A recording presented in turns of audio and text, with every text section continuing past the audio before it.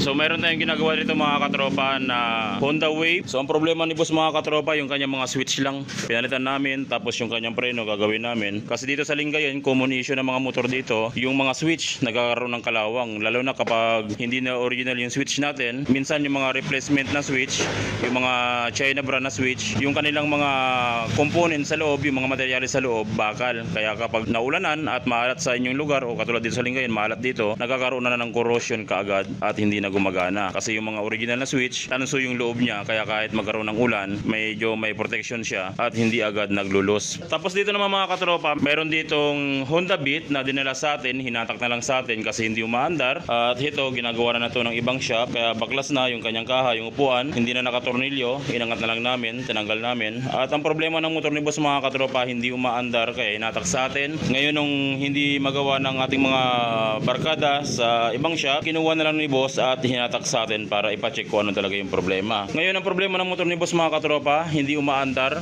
Kapag sinusi natin, kung mapapansin nyo sa kanyang dashboard, meron siyang makikita na error 1. So meron siyang code na error 1 na nakalagay. Ang ibig sabihin niya mga katropa, medyo masailan yung ganyang code kasi dalawang ibig sabihin yan. Maaaring sira na yung computer box kaya nag-error 1. Ang ibig sabihin nun, hindi na detect ng ating motor yung ating computer box o ng ating panel yung ating computer box, kaya nagkakaroon ng error 1. Kadalasan mga katropa, yung mga error 1, nakikita rin ito sa mga Yamaha na brand. Nagkakaroon din ng error 1 kapag sira na yung computer box. At pangalawa, kaya nagkakaroon ng error 1, mayroong mga lost connection doon sa ating mga wire sa computer box. Maaring lost connection yung positive supply na galing ng ating battery. Pangalawa, yung pagkakaroon ng error 1 ng ating Honda Beat, yung mga sakit dito. So meron dito sa computer box ng Honda Beat, kung mapapansin nyo, meron dito mga kapal na wire na galing mismo yan sa ating stator. Minsan nagkakaroon ng sunog dito sa sakit ng ating computer box, kaya nagkakaroon ng error 1, at minsan nagkakaroon din ng sunog dito sa mismong sakit ng ating stator. So isa-isa natin i-check yung mga katropa at titignan natin kung masosolusyonan natin yung error 1 ng motor ni boss at syempre kung mapapaandar natin. Mga katropa, papalo naman ang ating Facebook page, Jad Allen Motorcycle Electrical Shop Lingayen. Kung gusto nyo namang magpagawa sa akin ng personal sa pagwawiring, isearch nyo sa inyong Google Map ang Jad Allen Motorcycle Electrical Shop Lingayen, Pangasinan.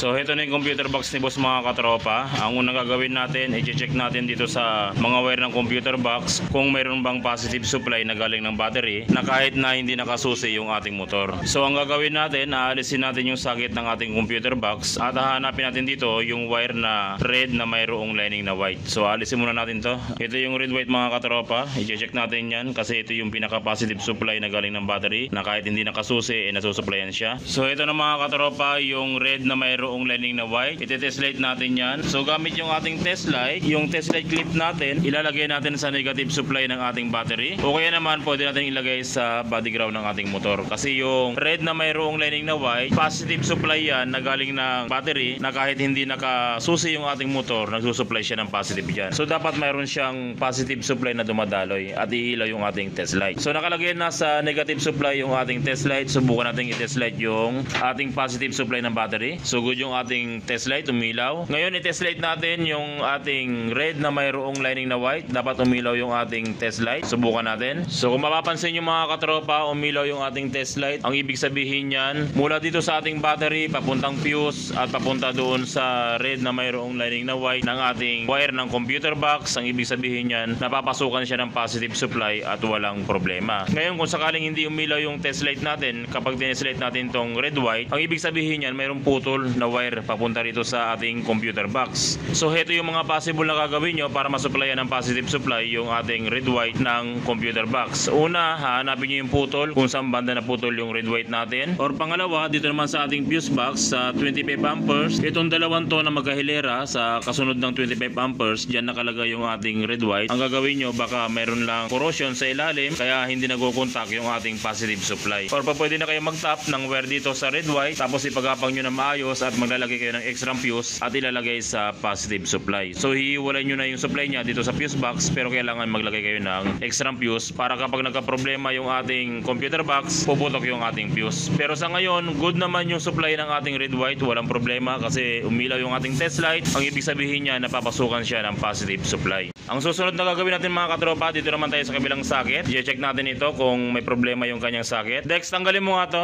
Alisin mo nga. Matigas. Tigas ka.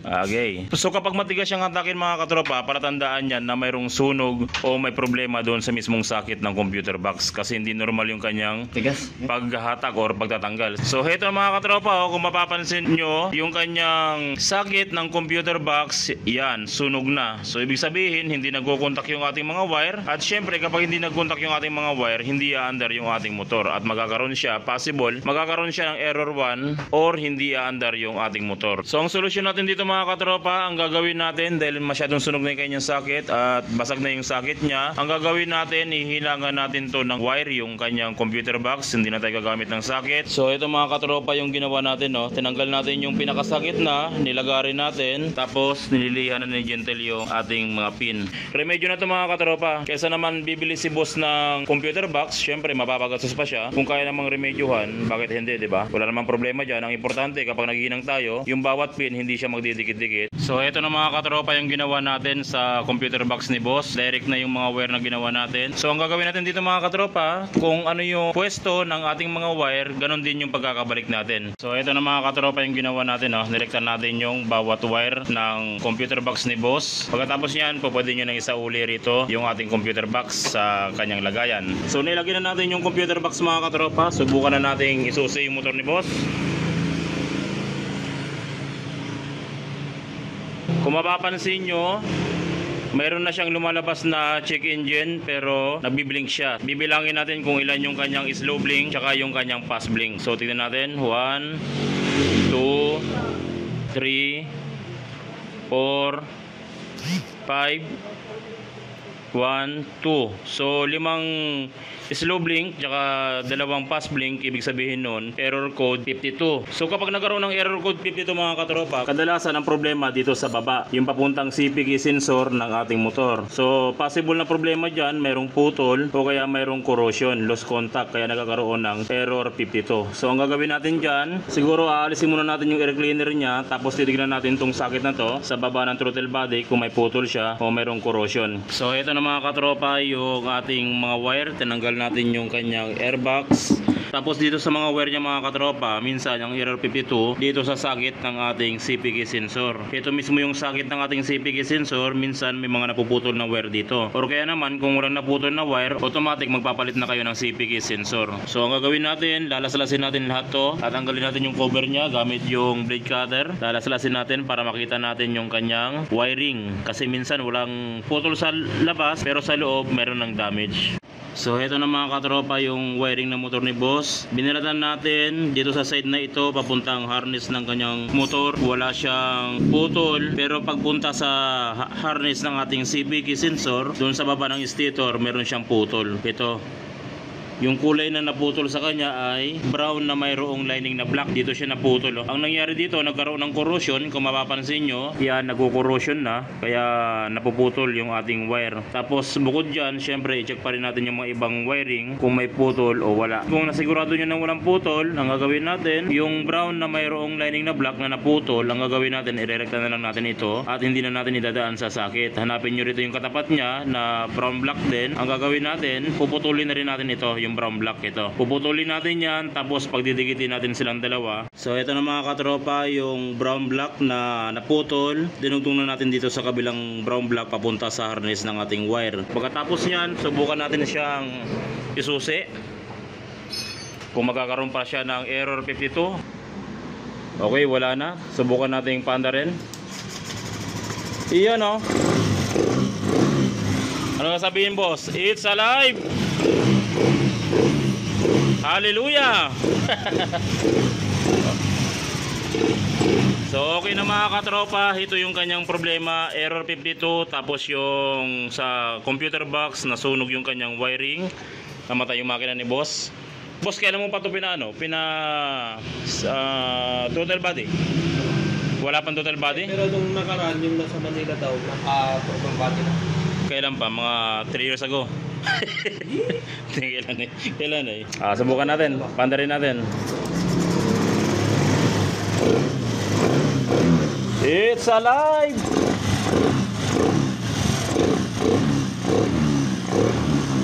Alright, huwag na natin masyadong biritin kasi yung mga lupa baka pumasok dun sa throttle body. Sandamukal pa naman ang lupa yung mga andito kay boss. Malinis boss ha. So importante, wala nang error pipito at na-solve na natin yung kanyang problema sa computer box at umaandar na yung motor ni boss. So yun lang mga katropa, maraming salamat sa walang sawang pagsuporta sa ating channel. Sana tuwing nanonood kayo ng ating video, marami kayo natutunan, nagagamit nyo sa inyong panghanap buhay o sa inyong pagdi-DIY. Maraming salamat mga katropa. God bless at ingat palagi sa pag-wiring.